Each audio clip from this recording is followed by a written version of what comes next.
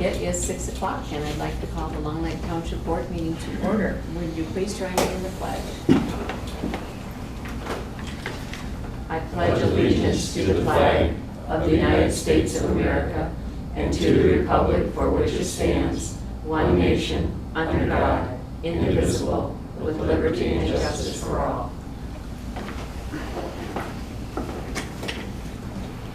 Roll call, please. Linderson. Here. Rosa.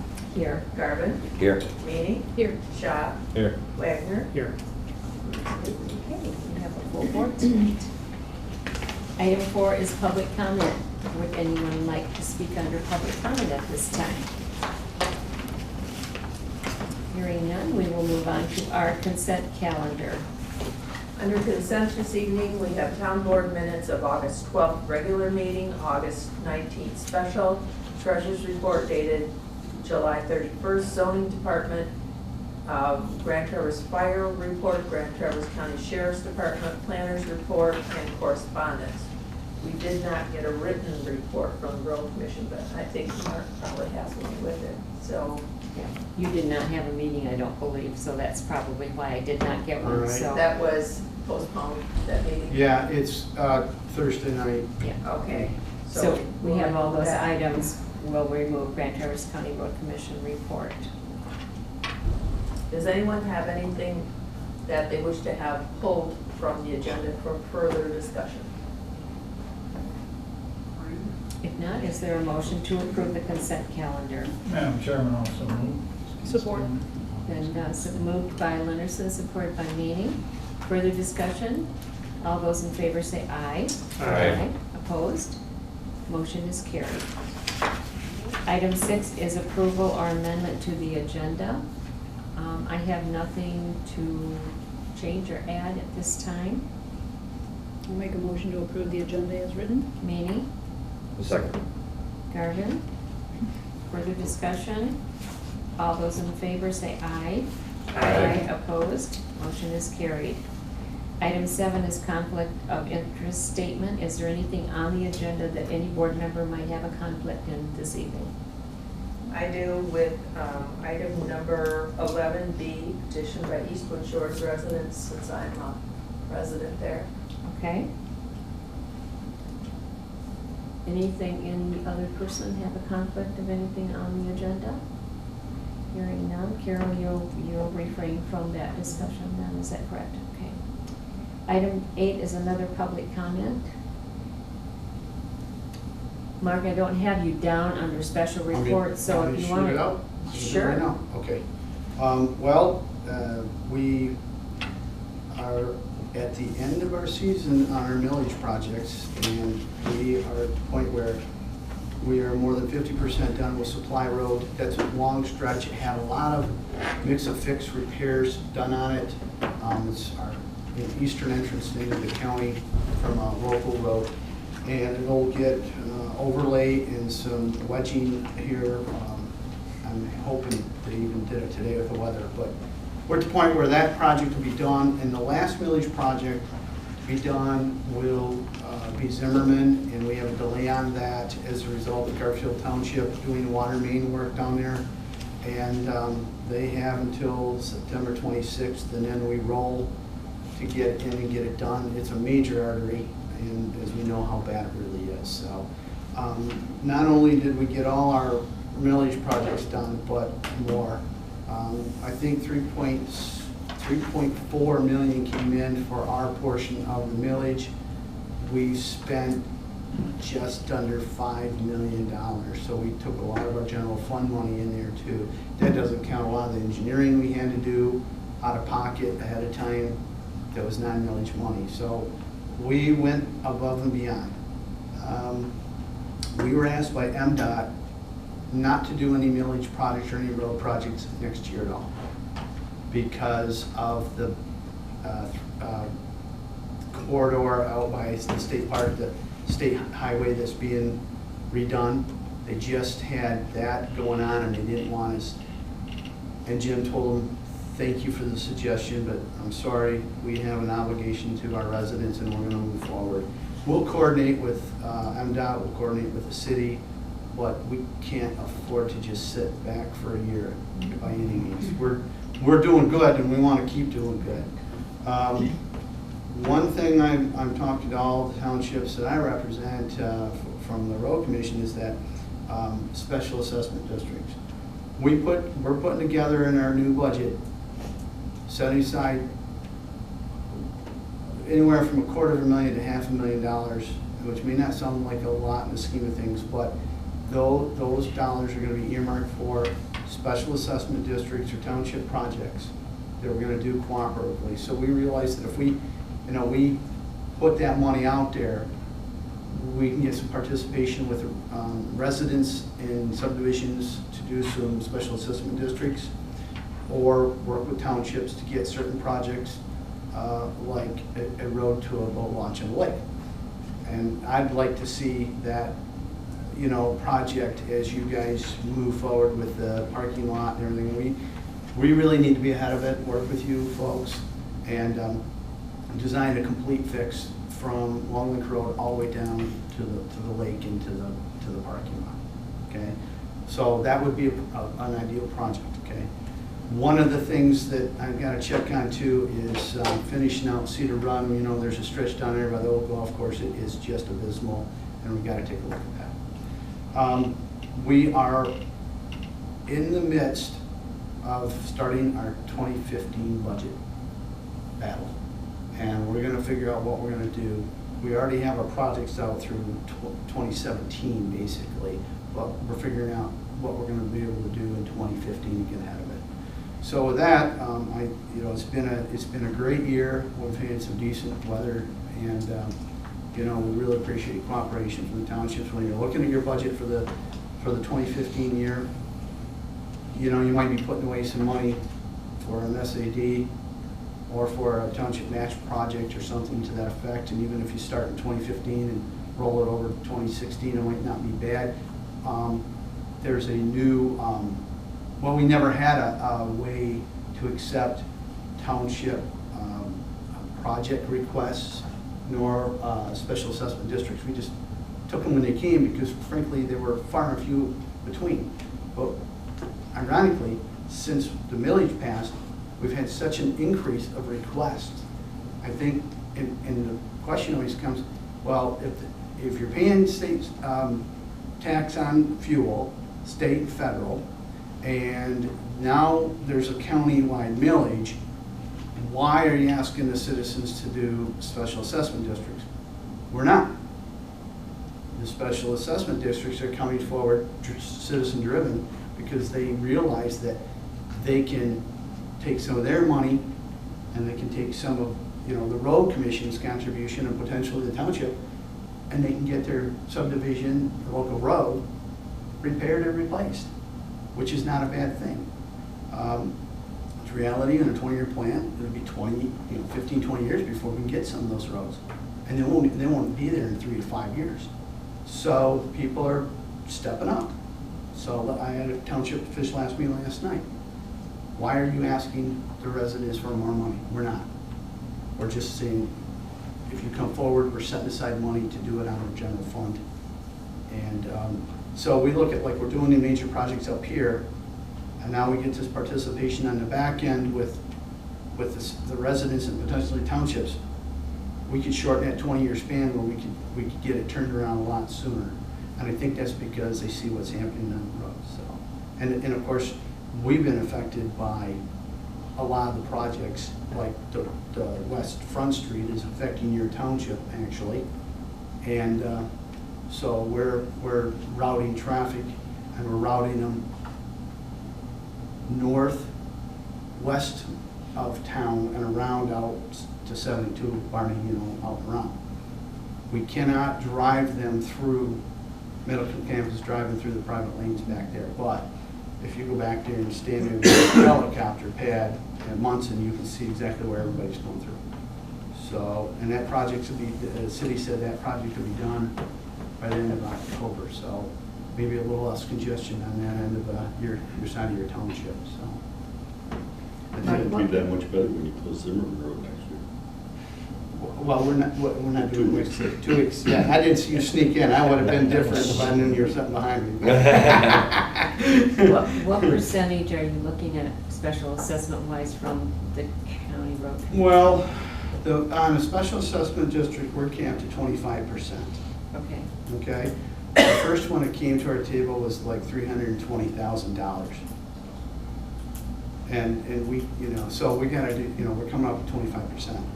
The second time they came back to us and said, okay, we realize you only get 25% of that. No, actually, I stand corrected.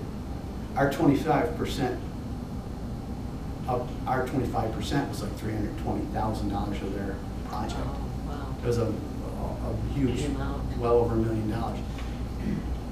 They came back and said, you know what, we're gonna move forward with this project as a special assessment with or without, your funding, because we feel strongly enough, the residents feel strongly enough. And they've got the price point down, and so they're paying for the engineering costs, and Township's kicking in like $75,000, and so, we're gonna come around, we're gonna help them. Well, what our budget will allow, I don't know. But if we have, get in the cycle, can we? So if we've got, say, $300,000 sitting in the pot, we have 3 projects come to us, and they're all at $1.2 million projects. We're probably, look in the mirror, it's the whole thing, but if they all meet the specs and everything, we're probably gonna do 100, 100, 100, which won't be 25% level, but we don't wanna short anybody and just, compromise. So I'd like to do more projects and maybe give a less teach, because we can help more people. Any questions for Mark? I would like to say, I traveled over some of your resealing roads and did a good job. That was our crews, our people. Yeah, I know. That was a good thing. Yeah, Thank you. that fog seal, I like that. Yeah, 2 years ago, we did a bunch of roads, and we were supposed to have the fog seal done, and the fog seal never was done, and the money just didn't get applied. So we insisted that if we were gonna do the triples, or the chip seals, that they had to be budgeted for the fog seal, and they had to be allocated for painting. And I'm gonna guess for painting in the spring, because we don't want to paint in the fall. It'll just disappear after the trucks plow. Thank you. Thank you for that report. We have one other thing. Okay. Just down the road here, we have some dead trees. Ash tree. Yeah, ash trees. And we get calls here day and night because we haven't answered. Are they over the high bank down here? in the No, curve? No, they're right on the corner. Right on. And it'd be kind of nice and be a good safe thing if we could have those taken down. They're in your right. Have you? I have emailed several times my concerns. Okay. Yeah. All right. I will let you know that there's been no, other than emergency situations, and Well, there's been I no, just worry. been nobody out there, because everybody's been allocated. I understand. So this fall, I'm thinking there's probably gonna be a gap between the time we can do road work and we're done, and before the snow flies. And, everybody cuts wood in the fall, right? So, They're aware. It's just that I worry about the danger of them falling. Yeah. all right, well, And they're right along the road, right? I'll make note of it. I'll make note of it and ask and see where we're at with our crew and going out this fall. We'll probably have a couple crews doing the tree removal. If they're humongous trees, They're then pretty we good size. get a contractor out. So. All right, cool. Thank But you. also, one more thing that Dan, I think Dan asked about those barrels down over there by the road over there. What's it going on with What's those? going on with that? Yeah. Yeah, machine there. Yeah, parked there The today. shoreline is rapidly disappearing. Okay.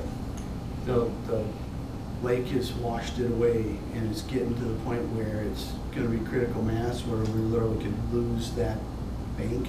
Mm-hmm. And the last I knew, there was discussions with DEQ and DNR as to what the road commission could do on that to repair that washout. Mm-hmm. I don't know where we're at on that. The last I heard that they had given a permit to do it and that they would be out think shortly it's- after school starts to do Okay. that. I think it's gonna start, Mark, because I see there's a machine Is that- in there. I didn't see it today. Was there some, because I drove by just now, I didn't see any equipment, I just, It's just down the road.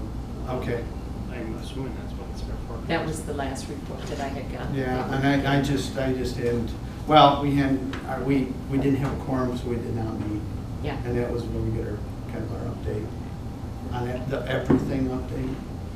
Oh, Thank you very much. Any other public comment at this time? Okay, we will move on to special reports. We have Wes Southen here from TCAPS.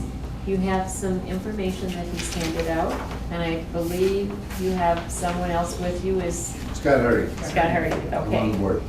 All right, welcome to both of you, and you can start with your report. All right, thank you, Superintendent Rossa. I'll let Scott kind of kick us off with a brief introduction here, and then we'll go through the handouts that we've prepared. Well, first and foremost, I hope everybody's enjoying the new school down the road here, and we're pleased to be back in session. We're also at a point right now, we haven't been in 10 years, which is basically coming back to the voters in the TCAPS district to ask for renewal of an existing millage that's out there right now. It's our operating millage. This millage is, well, we're coming to you and asking for renewal because the Headley Amendment, which was passed in the 70s, basically puts that requirement on us. We need to recertify this. It's 18 mills. It's not a tax that is going to increase any of your taxes. It's non-homestead, which means it's second homes and businesses that pay the tax. But it's critical for TCAPS as part of our operational fund. It represents 36% of our budget. So we're out meeting with the townships, thanking you all for the students you provide us and for the support we see from the townships, and also letting you know that should this not pass, this would be, it's not a death knell to the district, but 36% of your budget or my budget can't be absorbed without catastrophic changes to the district itself.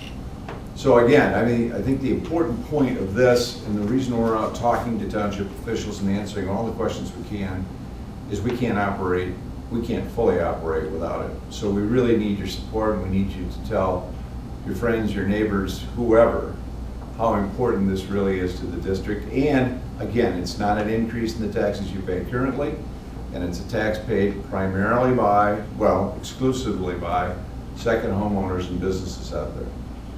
So that's sort of in a nutshell what we're doing, and I think Wes has some information about TCAPS as a district and the value it provides, but I want to thank you all for your support in the past and tell you that this one's unique. This isn't like last year's, and it won't be like next year's. It has nothing to do with bricks and mortar. It has to do with the ability when somebody pulls up to that school to open the doors and have somebody greet them and somebody in the classroom teaching your kids, your grandkids, or whatever. Okay? Thank you. Yes, we have a few handouts for you. One is a kind of a copy of a quick little PowerPoint slide, and much of what Scott has gone over is part of that presentation. One of the things that we do put into this little presentation is kind of a district overview, which kind of gives you a little bit of background of the facts of the TCAPS district. We are a very large district, over 2,000 or over 10,000 K through 12 students. We also run a very robust preschool program that adds probably another 1,000 students into our buildings in that. A lot of opportunities for students of all ages to have learning opportunities. Throughout the course of any given year, we employ over 1,900 residents here in the Grand Traverse region. Some of the other, I guess, accomplishments that we like to focus on is really some of our early childhood programs being very successful, giving in many cases those that can't necessarily afford to pay the tuition for preschool, we have opportunities to provide free tuition for those preschool programs. And it really helps you, and you can see it in the scores as preschoolers are coming in to kindergarten and first grade being much more educated. It just helps through their entire education program. Another accomplishment that we're very proud of is all the college level courses that students can gather in their high school years. They have the opportunity to take AP courses. We have some early childhood or early college programs and some dual enrollments.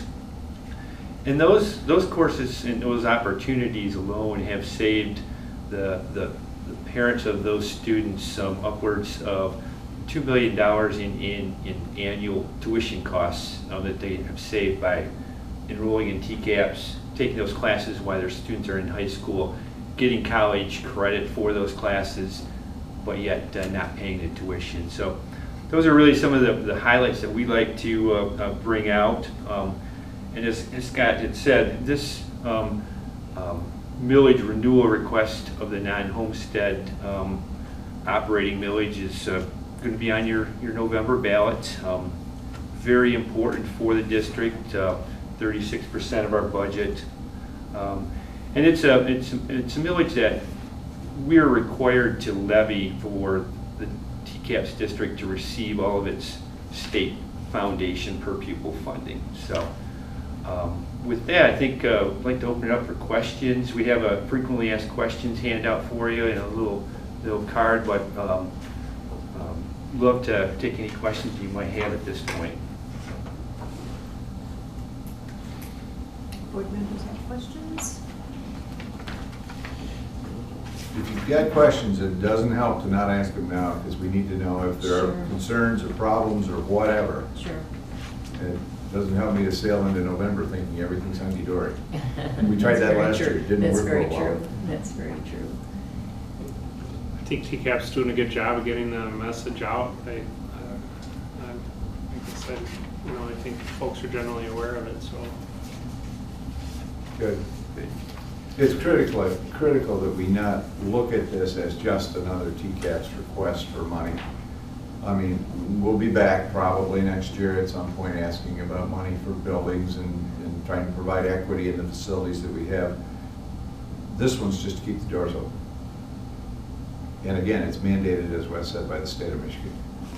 We don't get $7,000 a kid if we don't pass this. They take it out of that foundation allowance. I think the enforcement of the renewal Yeah, to people that's is the key word. That's the key Renewal. word. It is. Yeah, I know, and we need to get out there as much as we can, and that's why we're trying to do as much of this with people that aren't aligned with the schools already. That, maybe in the townships or the city or whatever. Well, I guess I do have a question, and you may not be able to answer it, and you may not like what I'm gonna say. Fire away. But I was wondering why, when you built the new school down here and you redid, well, I call it the West Junior High, maybe it's a middle school now or whatever. Right. Your old parking lots, you could just push that snow right off without any problem. Now we got all these islands and it looks real nice, except we live in snow country. So much, how much extra is this costing you to plow that? Instead of having it so they can do it efficiently and get out of there, I would think the bids would be a lot cheaper. But now you gotta work around all those islands, those trees, A lot of that, drainage a lot of ditches. that's a response to MDOT and even the sheriff's department requiring or requesting at least that we develop some safe passage in and out of the school because of all the transportation that comes and goes. So a lot of that configuration you see in those parking lots is in response to somebody saying, what you had previously is not safe. There's too many places that kids can dart out between cars. There's too many buses coming in and out into traffic patterns where kids might get hit. I don't disagree with you. I mean, if we had our druthers, we'd like something that we could clean quickly and efficiently and inexpensively. On the other hand, you have to measure that against safety of the kids and creating that flow that works for the, again, to keep the kids as safe as we possibly can. So I don't disagree with you. I mean, some of it doesn't make sense to me, but it seems to make sense to traffic experts, so. But it's a good question. I've never been asked it before, but at least I have some semblance of a response for you. I think it's a good thing though to get the people, like you said, renewal and what it's for. That's the main thing, because first thing you think of schools or road commissions, you can talk to road commissions there, the last millage they had, you know what I mean? So you got the message out right, and I think you're doing the right thing by, you know, it takes time and effort, but it's a good thing to talk to people and let them know what's really going on, you know, that. Well, and I'll be honest, the last capital request we had last year, we lost that vote by 300 votes. So it's not like there's any kind of grand opposition to this. It's just apathy and, you know, people understanding what it's for. And that's why we're trying to get out and hope anybody asks you, you can tell them it's a renewal. Mm-hmm. And tell them probably they're not going to, again, it's for non-homestead, second homes and businesses. Are there any questions from the audience? Anybody? Paul and I can't think of Ms. Hawley, Kelly. Yep. Were before the Board of Commissioners last month and did a similar presentation, only we got to see the PowerPoint presentation. And, you know, it was just a matter that, you know, trying to stress to the people, this is renewal of an operational millage that is statutorily required in order for the school to operate. Good. There's 10,000 kids out there that would appreciate your vote. Appreciate the handouts Yes. and the We'll information. leave some for Yeah. your members. Okay, Thanks for taking the time to come. Yes. Thank you very Hey, much. we should have been out here a long time ago. So Thank you for your we'll time. make this a regular visit, I hope. Okay, thank you. Thank you. Thanks, Scott. Thanks, Steve. Thank you, Mike. Commissioner Wheelock is here for his report tonight. My report tonight. You sit in front of us, then, Mike. Why, you want to make smart comments from up there? It's okay, it works. You know, things at the county are just extremely hectic. You know, as most all of you know, we had 2 commissioners that did not seek re-election and 2 others that were defeated in the primary. So we're guaranteed to have at least 4 new commissioners on January 1st. 4 out of 7 is a huge learning curve. You know, I still have opposition in November, you know, and I believe each of the other, or at least 2 of the other candidates do have, 1 other candidate does have, from a third-party candidate. But, you know, it's just a little hectic right now. Everybody's trying to decide whether we're supposed to be out front leading the community or whether we should be sitting back and waiting for the other commissioners. You know, my opinion is they were elected to serve until January 1st of 2015. It's their responsibility to make decisions. And we're having a little bit of an issue with that, you know, with certain individuals, you know, because, you know, well, we're gonna wait until the new board is seated and, you know, the new Parks Commission seated and a few other things before we decide to make some of these decisions. Well, you know, you have a responsibility to the community to make decisions now. That's what you're there for. That's my opinion for what it's worth. You know, obviously, as all of you know, that I'm never real bashful about expressing my opinion, so I'm sure they're all aware of that. I'm sure you heard that our Parks and Recreation Director recently resigned, and the Parks Commission voted last week not to move forward with advertising to hire a new Parks Director. They're going to, the county administrator has appointed a assistant in his office as the interim director, you know, for the time being, but, you know, she's so overloaded with what she was trying to do before, plus trying to deal with Jason's work that, you know, I don't know how successful she can be at that. Then we're gonna have all kinds of other issues. A little closer to home, Jim and Barb at Twin Lakes have retired, and they are gone, which is kind of a surprise to all of us. I'm not exactly sure what the situation was. It came up on pretty short notice.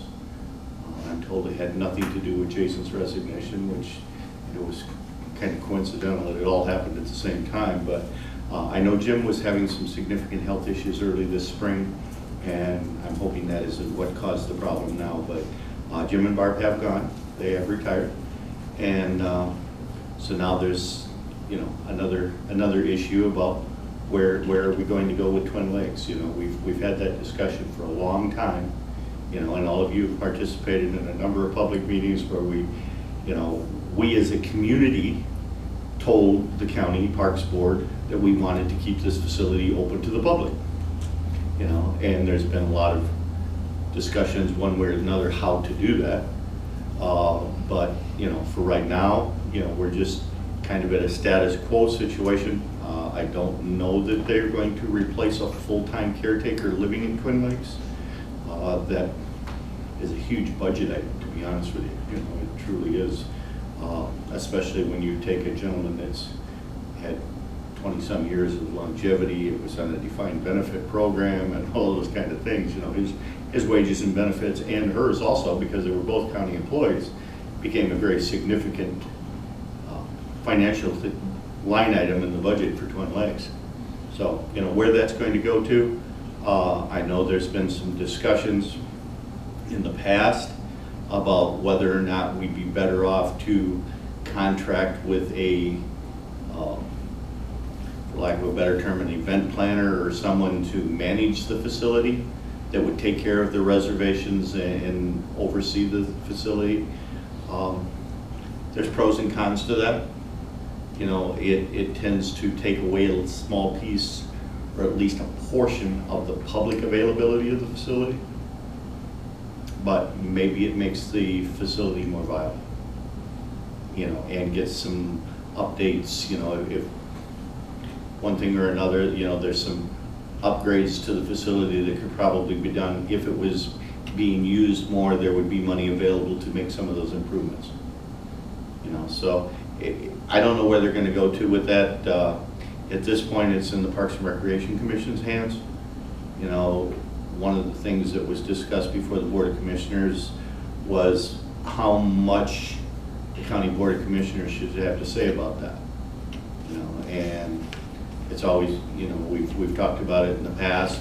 The Parks and Recreation Commission comes to the County Board, makes recommendations, and the County Board says, no, we don't want to do that. Well, if the County Board wants to, control what the Parks and Recreation Commission does, why are they asking the Parks and Recreation Commission to do due diligence and do all the research and the legwork when they're not going to listen anyway?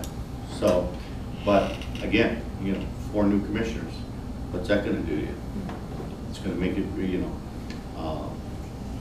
to the best of my knowledge of the 4 new commissioners, I have met 2 of them. The other 2, they may have been at a public meeting that I've been at. I wouldn't know them if they walked in here and sat down beside me. So I don't know where that's going to go to, but we'll get there. As you know, right now I am the vice chairman of the county board. Whether or not that means I will be the next board chairman, that all remains to be seen. And if my wife has her way, I probably won't even be seeking that position. But you all know my wife, so that's a whole other discussion. But other than that, you may have seen in the ticker put out by the Business News, we are currently negotiating 13 labor contracts, 11 of them with bargaining units. The non-contract hourly and non-contract salary personnel, all 13 contracts expire at the end of this year. We're trying very diligently to get somewhat similar languages in all 13 of these contracts. You've heard me say over the 16 years I've been at the county, I would like to see one master contract. Some of the things are going to have to change a little bit as far as wages and those kind of things, but it's absolutely absurd that we have 13 different contracts. The HR director spends too much of their time negotiating contracts. The rest of this year is going to be tied up very thoroughly with that. We lost Dr. Houghton, the county medical examiner, last week, and we lost Arlene Gracco, who is the chief assistant in the Human Resources Department, suddenly this week also. So exactly, personnel changes are happening every day. We're having a massive exodus from the Sheriff's Department. road deputies that are either going across the hall and putting on blue uniforms for the city for $2 an hour more money, plus better benefit packages. In years past, 10 years ago when the graduating classes came out of the police academies, we would get 100 applicants. This year we got 9. We currently have 5 openings at the Sheriff's Department for road deputies. And I don't know, that's part of the discussion that we're having right now with the labor negotiations. Are we paying the right amount of money? If we can't retain deputies and officers in the Sheriff's Department, we have to figure out something else. And the undersheriff and I were joking the other night. I says, we didn't have this discussion a few years ago when we were hiring deputies out of Jerry Cannon's department in Kalkaska County left and right, because Jerry was doing a great job of training these people, and we were hiring them. Well, now we're training them, and people all over the state are hiring them. So that's becoming a real problem, and it's not a matter of whether or not the wages, we got into discussion with the negotiating team. How do you say what the wages are supposed to be? If we have a clerical position and we get 100 applicants, then we're probably paying a fair amount of wages for that job and benefits for that job. But if we can't get more than 9 people to apply for a sheriff's deputy's job, we have a problem. We are currently in our third round, just finishing our 3rd round of applications for a finance director for the health department. We have not yet found a qualified candidate that would be interested in coming for the money, wages, and benefits that we're paying them. We are short 3 people in central dispatch. Plus we've got a couple on medical leave and one thing after the other. We have a significant shortage of staff there also. Well, when you have a shortage of staff in those 24/7 operations, your budget goes up because you have to require overtime for all the other people. Well, then you get the burnout of the employees, and you get all of the other issues that go with that. The conflicts that happen amongst employees and between the supervisors, and one thing after the other. But, truly, workforce has become a very significant part of what the county has to take care of. I've always said that, we provide hundreds of services to the citizens of this community. And I think it's very important that we make sure that we provide them well. If we can't figure out a way to provide those services well, maybe we better evaluate whether we can provide those, should be providing those services at all. And, we're still probably looking at close to $1 million shortfall in the 2015 budget. The numbers are just starting to come in right now. And there's no place in the current budget to cut $1 million. Without cutting services somewhere. And when 70% of your budget goes to managing 3 to 5% of your population, that is the sheriff, the jail, and the courts. It's pretty hard to cut money out of those 3, out of that big piece. So what's left that you're gonna find $1 million in? Parks and Recreation? Their whole budget isn't much over $1 million. So it's a lot more complicated than, just sitting back and saying, oh, well, we're going to take 5% across the board. Well, we've been taking that 2% across the board or 5% across the board for 10 years. Now we're at the point that something has to stop in order to meet the money. We got really lucky last year. The governor reinstated revenue sharing, and our MERS actuarial came in a lot better than we expected it was going to be. And interest turned around, and the treasurer made some pretty good money on some of the investments that we had. We were able to cover our 2014 budget, and without having to use that $675,000 of fund balance we anticipated having to use. But I don't know where we're going to be at the end of 2014. Any questions? For that. I have a question, Sonny, about the proposed telephone surcharge for 911. We were listening to Janelle explain this the other day, and it's anticipated that it will go from 80 cents to up to $1.85. Right. And it's a pretty big jump. Well, it is, except when you look at the, in 19, I think it was 1999, the public services, or the courts approved Grand Traverse County collecting $1.80, but the Michigan Public Services Commission allowed us 68 cents. Even though we can justify what it costs us to operate 911, and even the appeals court said the counties were justified in collecting this amount of money, the Michigan Public Services Commission denied like 37 counties the money that the court said they were qualified to get. We were supposed to get a dollar, you know, we could show $1.80, we got 68. Well, Why would they do that? I really don't have an explanation of why. Now, they did go back in 2006 or 2008 and raised it to 80 cents. You know, we need $1.6 million to replace the tower infrastructure in Grand Traverse County right now. The $1.85 will get us about $1.3 million a year. Currently we're subsidizing central dispatch in the 2014 budget. We're subsidizing from the general fund $747,000 into central dispatch's budget. Now that's money that could be used to pay for road deputies or parks or whatever you want to elect it to do if the money was available. But right now, that $747,000 has to go to cover the operational costs of central dispatch. You know, the idea when Enhanced 911 was passed and it was set up to be collected on a surcharge, everyone was told at that time the surcharge was going to cover the costs, but it hasn't. And Grand Traverse County has been going backwards for a long time. And each year we keep subsidizing it more and more from the general fund just to cover the operational costs. And we haven't had any opportunity to set aside money to cover the capital improvements that need to be done. Long Lake Township is one of the worst places in Grand Traverse County for radio signal. You know, John can come in here and he can tell you.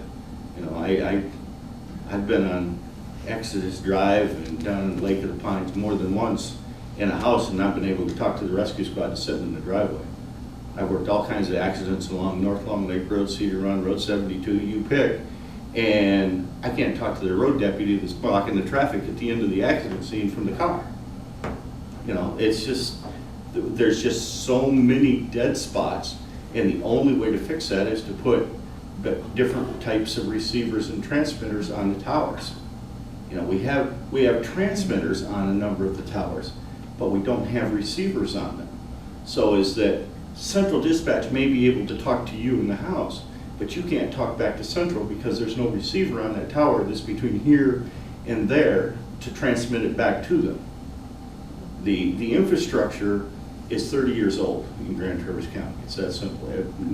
99% of our infrastructure is at least 30 years old. We've been very fortunate, you know, if right, wrong, or indifferent, September 11, 2001 was a godsend to Grand Traverse County. We've gotten over $7 million worth of money for emergency services in the Grand Traverse County from Homeland Security. That was the last two upgrades for the software that Central Dispatch is running, the mapping system, and equipment in almost all of the fire stations. It was all paid for with Homeland Security money. You know, I don't know where we would be without that money. You know, the last remodel of Central Dispatch and the last upgrades of the consoles and stuff, that equipment was used up in Kinross. And myself, along with the 3 other guys, went to Kinross, disassembled that equipment, put it in a trailer, brought it back here and assembled it. You know, it was used equipment then, and it's very used equipment now. Thank you. Any other questions? Yeah, Sonny? is there any other plans for in the future, instead of a drastic hike, what, $1 I think it is, to do it gradually? Well, so it's not such a the big idea is impact? if we ever get it right, we can, assess that up to $1.85 according to the ballot language. You know, now, if the capital improvements are done, and all we have to do is take care of maintenance and operational costs with it, maybe in 2019, you know, I don't know, they've got a whole chart of what it would be if we don't change anything else, you know, what the rate would be. You know, it'll probably be down to $1.50 or maybe $1.35. You know, once the infrastructure is upgraded. But right now, the problem is the infrastructure is so antiquated that it needs major overhauls in order to get it to where it's, you know, truly safe. You know, one of the things that we may have coming, I think the court meets next week in Long Lake Township. There's a tower on Gray Road that the individual did not pay the taxes on. Grand Traverse County holds title to the property. Verizon has granted Grand Traverse County the title for the tower. Central Dispatch, on behalf of Grand Traverse County, has applied to an FCC license to operate on that tower. The circuit court is supposed to make a determination about whether or not we have the authority by which to evict the business that is operating on our tower. And the man has told me repeatedly that he has a public radio station and he will use every available thing he has to let the public know that the county is putting him out of business. I said, you should have paid your taxes. We gave you more than adequate opportunity. We've been working with this gentleman for 5 years, trying to get his taxes cut up, pay his taxes, and allow him to continue to operate his business. And he still refuses to do that. He hasn't paid taxes in 5 years. Okay, not to change the subject, but on a personal note, I just have to say that Jim and Barb took such great care of Twin Lakes Park and especially Gilbert Lodge. Anytime we rented that, it was spotless, and they did a wonderful job. I really feel bad that they're gone. Absolutely. They kept things up so nice. It's hard to get someone in there to do exactly what they did. that personal touch that we gave with Jim and Barb, and Yeah. you know, all those of us that have used that park for a number of years have been through. I can think of 4 caretaker families that have lived there over the years since I've been renting that facility. In fact, I made reservations in that facility twice for two dates this morning. So you know, I'm very familiar with the facility, and Jim and Barb will truly be missed. They took a lot of pride in keeping that up nice, so we'll miss them too. Okay, let's move on to our Station 10 report, which is a written report from Captain John Brown. We had 37 runs in August. The breakdown is 28 medical, 8 fire, and 1 PIA. Supervisor's report, I thought it was about time I gave a report. Just a big thank you to the community for the support of the emergency services millage renewal that we had in August. We have a new website. It's complete other than for a few pictures that we need to put on there. We have a new layout and design, and we have updated pictures, and it should be more user-friendly. We also have a public comment section, so anyone going in wants to comment on something, we can take it off of there. Our address is the same, www.longlaketownship.com. The survey work by Gosling-Zubik is nearing completion, and we should have a preliminary plan soon for the parking area and launch site at Crescent Shores. Scott Joswiak Consulting continues to work on our plans for additional parking on our corner lot off Manhattan Estates and revisions to our existing parking lot in our back parking area. We have had a couple of preliminary plans and continue to work with Scott on this project. The Timbers closing should be by the end of September. We continue to work on the road maintenance agreement and the new entrance off of North Long Lake Road. I'll be sitting down with Matt to plan public input sessions, working toward a management plan for Timbers and also a budget with a work plan in mind to go forward. We are making revisions to our Parks and Recreation map. We'll be adding the Timbers Recreation area, Crescent Choice parking, and updating a few other small items. Fall projects, we're hoping that maybe we can start a redo on another bathroom. We had budgeted for 2 redos in our budget for 2 more bathrooms. The one that was redone this spring in our park here seems to really have gone over well, and it's been really easy to clean, and I think we wanted to see how that worked, and I think we'll go ahead probably on Taylor Park, because Taylor Park is used a lot. Drinking fountain at the shelters is still working on getting some prices by the shelters, still working on prices for that. We're going to be staining the split rail fence at the cemetery, Gilbert Park and Taylor Park, and hopefully staining our shelters out here before winter sets in. So that is my report. Okay, we have no pending business, so we'll move on to new business. This ZBA appointment is for an alternate member. I would like to replace Ron Todd with Maureen Templeton. This would be just taking over that position until April 10th of 2015. Maureen said she would be glad to do that for us, and that is my recommendation at this time. Hearing your recommendation, I would move that we appoint Maureen. Support. Okay, Lennerson and Maney. Any further discussion?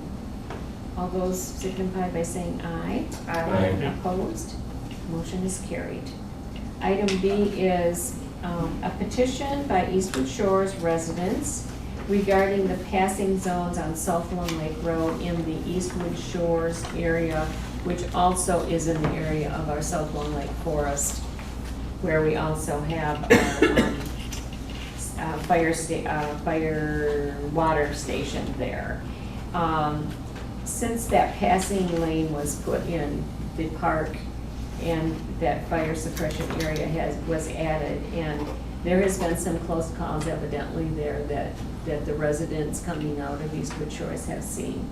So I think what they're asking us to do is if we would endorse asking the road commission to go forward with a study to see if that passing lane right there could be removed. It seems to be causing some issues. And so that's what they're asking us to pass this on to the road commission for them to look and see what kind of study they would have to do to possibly remove that passing area. I think it'd be a good idea. Do you need a motion? or- Yeah, we should have a motion because they officially gave us, a petition to do that.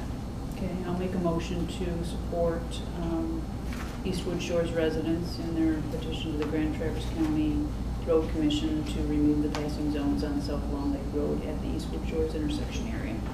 Okay, support, or Meany makes the motion, is there support? I'll support that. Lennerson, is there further discussion? All those in favor say aye. Aye. Opposed? Motion is carried.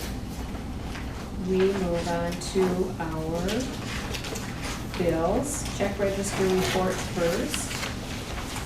The check register report, the gold report, covers checks 32359 through 32403 in the amount of $33,008.